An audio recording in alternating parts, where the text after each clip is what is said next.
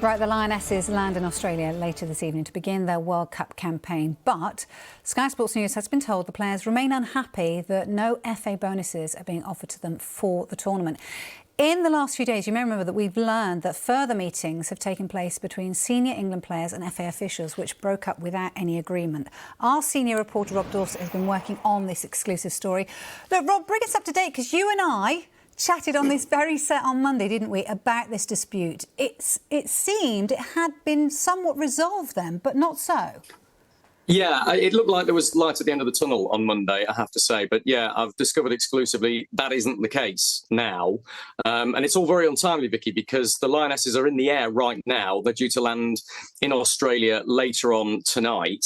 And my understanding is that with the first World Cup game just 16 days away against Haiti, this disagreement with the FA over player bonuses rumbles on. Now, I've been told that the players are unhappy still, that no FA bonuses are being offered to them for the tournament.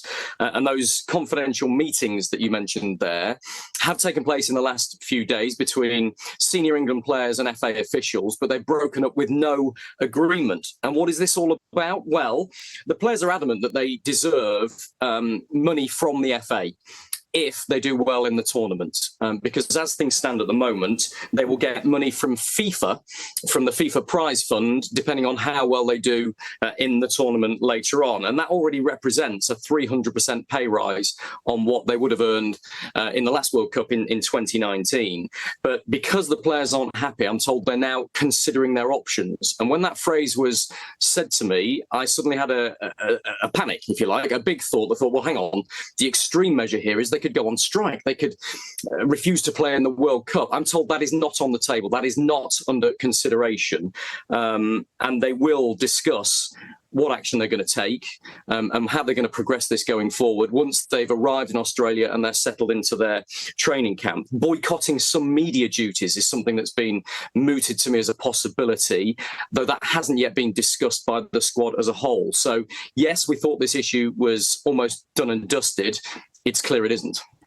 And you mentioned it, Rob. The timing of this is incredulous, isn't it? 16 days, potentially, before their first game, and no resolution. What have the FA had to say on this? Do you think there are any possible solutions coming forward? Well, we'll get on to the solutions in a moment. I need to stress that nobody on either side of this discussion is saying anything really to me or publicly. It's other sources that I've been speaking to. The FA are adamant that they will not comment on this. They say it's a confidential financial matter. They never talk about those, and especially when it's with regards to payments to players.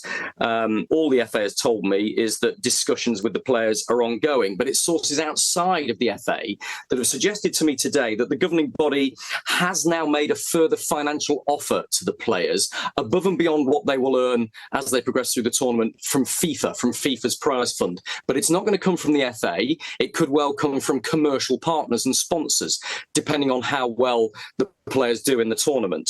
The FA are hoping clearly that's going to resolve the matter, that the players will accept it, and that this threat to the preparations for the World Cup for these England players will go away. And the England players are now considering that offer, though they haven't been able to discuss it publicly, as I say, because they're travelling. It's understood, though, that there is no change to the FA's position, the fundamental position, which is they will not pay their own win bonuses to those England players, depending on how they perform in the tournament. Just finally, Rob, put it into perspective for us. Like we spoke about it on Monday, you know, the Lionesses are getting a big pay rise, but just put that into perspective as to perhaps why they're not so happy about that.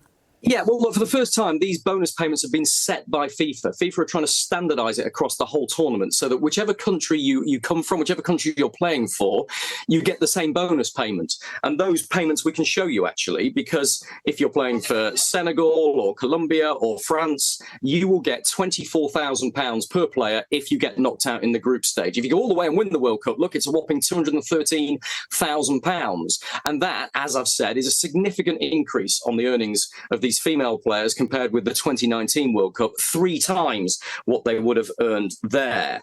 But all of that comes from FIFA. That is FIFA prize money. And the Lionesses' argument here towards the FA is that if they progress into the latter stages of the World Cup, that's going to boost the FA's image, it's going to boost its commercial revenues, and the players should be able to share in that success. They point to the fact, the England players, that the total money being paid to USA players and Canada players is considerably higher than they're being paid, but that's because there's a unique collective bargaining situation in North America, which the rest of the world isn't subject to. The FA were expecting an amount to be increased in the FIFA prize fund, and the actual amount that FIFA have increased it by has surprised the FA, I understand. It's 60% of all that the FA earn from the tournament has to go to the players in bonuses. The FA, I think, were expecting it was going to be about 40%. So that's increased their cost base. And when you add in the logistics of flights and hotels and paying for the other staff and supporting the team out in Australia, I understand that the FA are going to make a loss on this World Cup for the first time ever. So that's what the FA's position is. They're saying, you're getting a 300% pay rise, we're losing money on this, there just isn't any more money. The England players are saying, well, look, the FA isn't dipping into its pockets directly. All of the money we're being offered is by FIFA. We don't think that is fair, especially when the players at USA and Canada are earning more. So what happens next, I think, is key. It's also been made clear to me that the FA is paying £10,000 per player to pay for the players to bring friends and family out to Australia to watch the World Cup, because they appreciate it's really expensive for them to do so. So there are other benefits around as well beyond these bonus payments. But it's a sticky one, this. Whilst it isn't hostile, I understand, the relationship between the players and the FA at the moment, it's certainly not amicable. And there is disagreement here. And further negotiation is going to have to take place. And with the start of England's World Cup campaign only 16 days away, you have to say that's a real concern. What they want heading into a World Cup. OK, Rob, as always, thank you very much.